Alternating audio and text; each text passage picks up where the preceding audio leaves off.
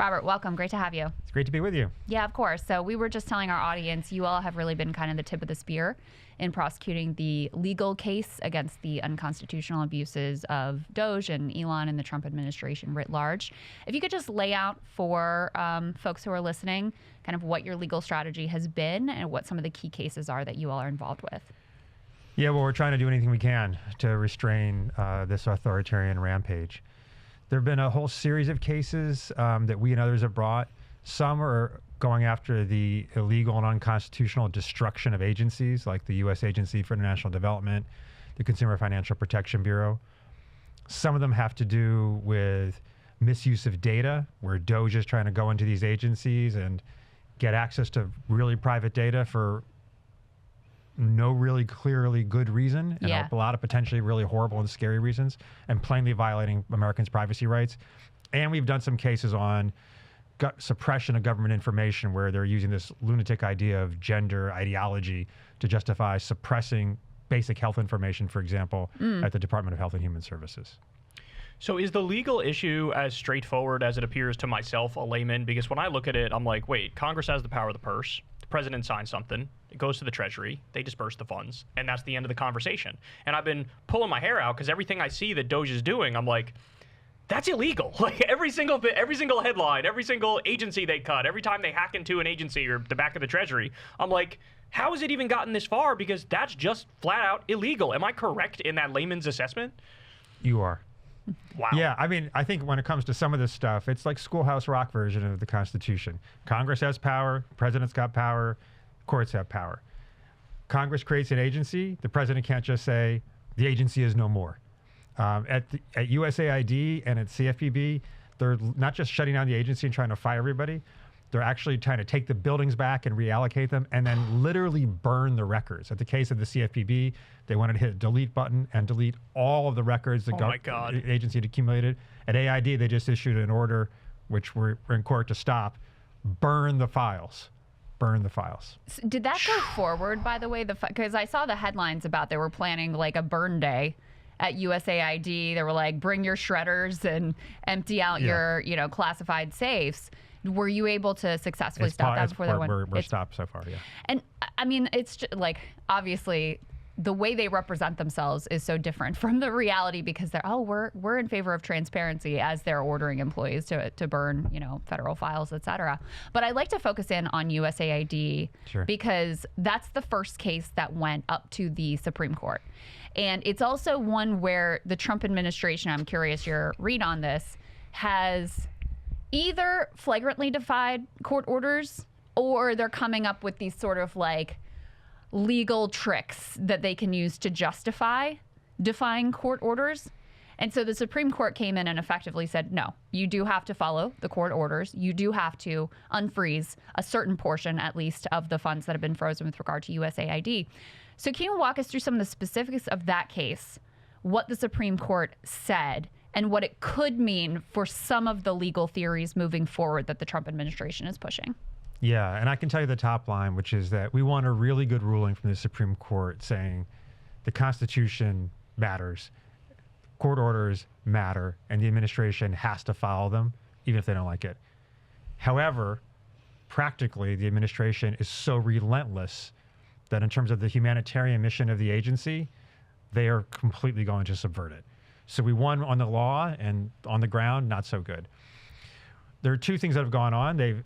In terms of this agency, they've tried to shut down the Agency for International Development, the main humanitarian agency, altogether. They also froze all of the foreign aid grants we have. Most of the work that gets done is through grantees, so a small clinic on the ground or a large organization that's running clinics or education facilities all over the world. They froze all those. So we had cases on both those things. The case you're referencing is about the freeze. Yeah. So we challenged the freeze as unconstitutional and illegal. Congress has appropriated this money. You got to spend the money. Yeah. And some of these funds, actually, the work had already been done. The work had already been done, and they don't get paid long in advance. So there's a constant stream of invoices coming in, and if they don't have the money, they can't do the work. So people within days and weeks, mass layoffs are going on in all these agencies. We got a temporary restraining order from the judge saying, this doesn't look right. So for now, undo the pause while I consider the case. That was a great win, and nothing happened. They didn't do it. Oh my God. We got an order from the judge. Hey, I mean it, do it. Nothing happened. Oh, we're looking at all of them. We're trying our best, but nothing, no one's getting any money. Finally, the judge gets fed up and says, okay, now I'm taking away all the loopholes, 36 hours, unfreeze the money. This one, the government took seriously. They said, we can't do it, we won't do it, and they appealed. They appealed to the appellate court. Appellate court said, we're not interested in this case. We don't have jurisdiction. They went to the Supreme Court. That was the first Trump-era case at the Supreme Court. We won a 5-4 decision. Should have been 9-0, but we have the court we have. 5-4 was a great win. The court said, the court didn't actually make clear their rationale, but they said the judge has the power in this case. The dissent from Justice Alito said he was stunned by the majority and basically adopted the position of the Trump administration, which if that had been the majority position, it would have basically been rubber stamp from the Supreme Court. You guys can defy the law. You can defy lower courts. We're going to backstop you. So that was super important. Case went back to the district judge. He's ordered, okay, you got to pay all the old money. So eventually people are going to be paid. It's not going as fast as we want, but the money's starting to move now. But he said, the Trump administration claims to have reviewed more than 10,000 grants on an individualized basis and canceled about 83% of them. So going forward. And he said, well, I don't have enough evidence to know that that's not true. So I'm not enjoining that. So those grants are canceled. We'll have an opportunity to litigate again about that, but it's no consolation to these grantees. And most importantly, just to close the story, on the ground, people are dying. These are programs that prevent HIV from spreading. They're programs to stop malaria. They're programs to support women and children who've been trafficked and sexually abused, education programs, environmental programs in the poorest countries in the world. They're all canceled for no reason. It's just gratuitous cruelty, and lots of people are going to suffer with some non-trivial chance of blowback to the United States. If TB is spreading, the odds are not that bad that it's eventually going to affect us here in the U.S. Yeah, I mean, Ebola. Ebola is Elon Musk highlighted that in the Oval Office and was like, oh, but we fixed that. We unfroze it. And all the reporting said, no, you didn't. It's still frozen. Just to interject, according to internal USAID memos, the cuts to foreign aid will mean every single year 2 to 3 million additional deaths from lack of vaccinations, 166,000 more deaths from malaria, 28,000 new cases of highly infectious diseases, including Ebola and Marburg virus, and 200,000 more children paralyzed from polio. Wow. The guy who wrote that memo was fired. Yep. He was a whistleblower, That's right. leaked it, and then Rubio like that. Let me ask you about their legal justification for cutting 83% of the programs. Because again, if Congress has the power of the purse, and you have the Impoundment Control Act in place. Now, their theory is they want a case to go to the Supreme Court to say that the Impoundment Control Act is unconstitutional, and actually the executive can cancel any programs and basically do whatever they want, that what Congress appropriates is a ceiling, not a requirement.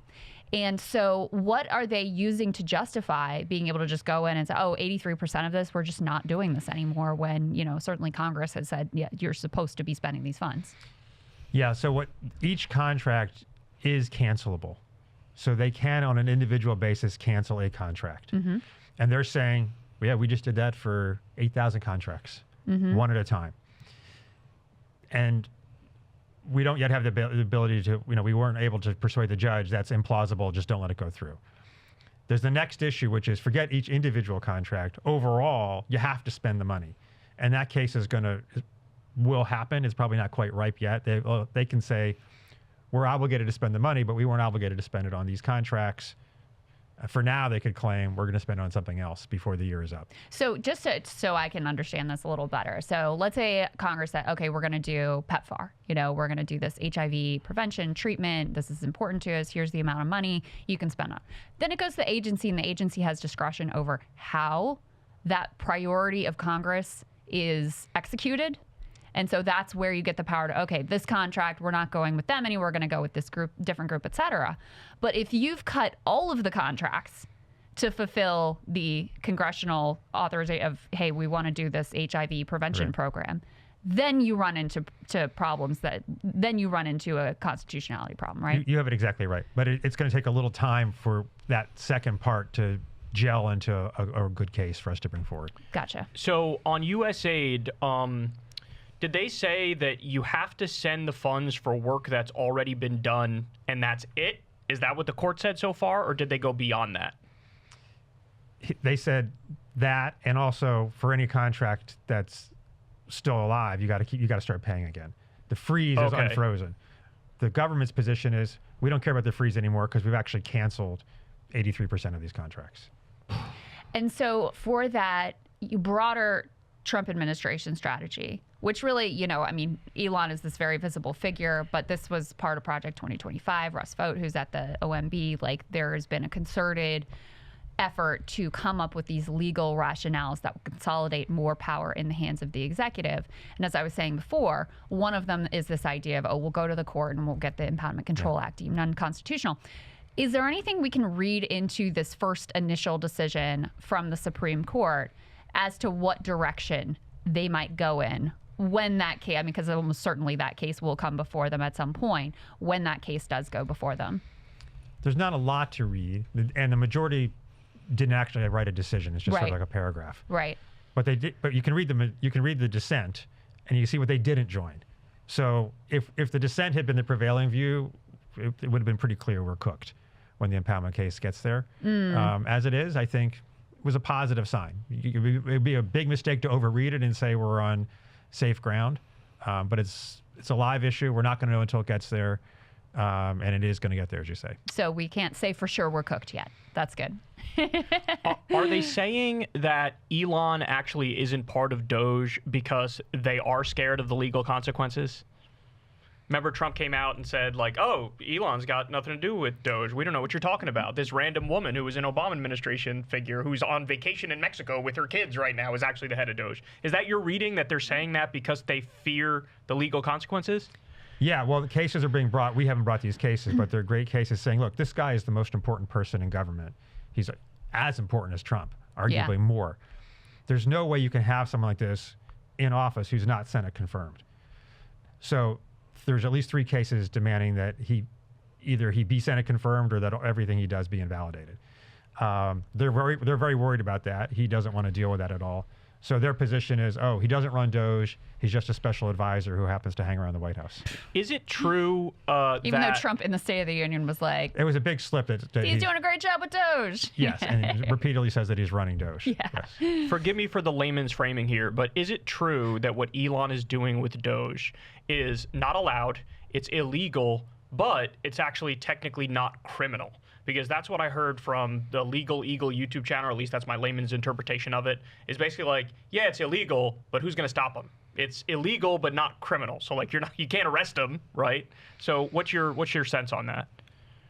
Well, it doesn't have to be criminal to be stopped by law. So, but can you lock him up? That's the question, right? Which we know Trump would pardon him immediately anyway, but like, well, who's going to? I mean, it's a federal case. Is the federal government going to lock up Elon Musk? I don't think so. Yeah. Right. So, right. But I mean, therein lies the problem. It's an interesting law school question, but it's not a practical question because the guy who they want to be, the lead prosecutor for D.C. is a complete MAGA lunatic, insane. Right? No chance. Yeah. And Pam Bondi is not going to order the arrest of Elon Musk. It feels like such an oversight in our system. It may or may not be criminal. The system's not designed for anybody to do anything like this. Right. Yeah. So you have to.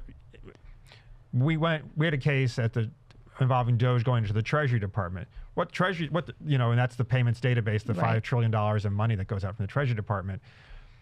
The reason they're going there is because they want to arbitrarily interfere with payments. Right. There's no question about that. And there are rules for who's supposed to be able to do it, but what's the law?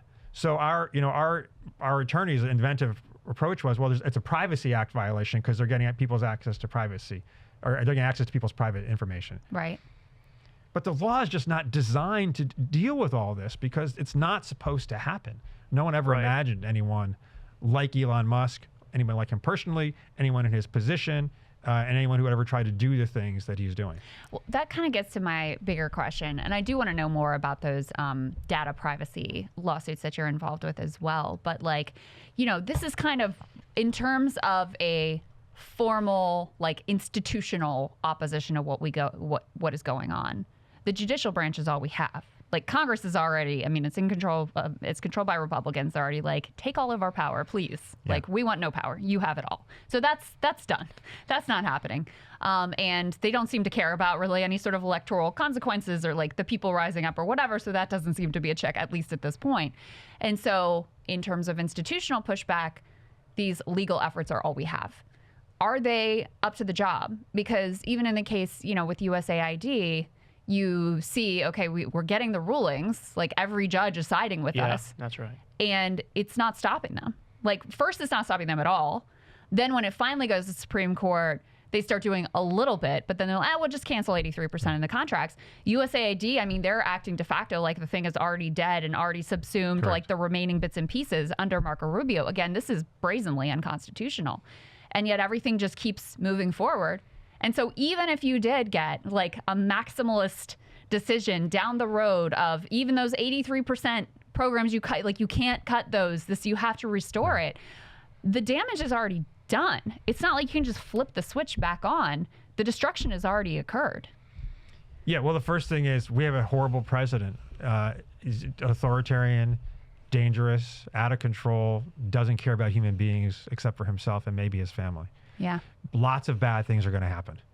And the best we can do right now is mitigate them. So 100%, the courts are going to, I think, help us mitigate some of them. There's a lot of reasons why the courts are a very inadequate way to do that. I mean, first of all, it's really Congress that has the authority to deal with a lot of this stuff. Right. More than the courts. The courts are not necessarily sympathetic. Even the sympathetic, sort of the Democratic appointed judges don't like ruling against the government and credit what they say. Like they presumptively believe things that the government says, even when it's the Trump administration. We're seeing that in case after case. So it's very, very imperfect. It's super important. I don't agree it's the only thing we have. Okay. Because I do think that although people aren't rising up in the numbers that I think is going to happen, they are. And at the end of the day, that's the biggest thing.